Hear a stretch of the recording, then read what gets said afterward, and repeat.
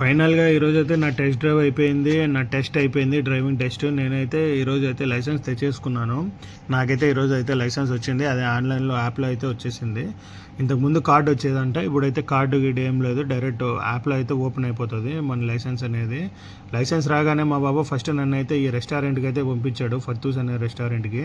ఇది కాల్దియాలో జమియా పక్కలో అయితే ఉంది. ఇక్కడికి వెళ్ళి ఫుడ్ తీసుకొని రమ్మని చెప్పాడు.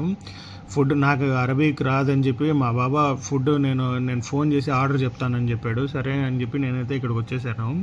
మా బాబా ఆల్రెడీ అక్కడ వర్క్ చేసే అతనికి అయితే కాల్ చేశాడు. కాల్ చేసి ఫుడ్ అయితే ఆర్డర్ చెప్పాడు.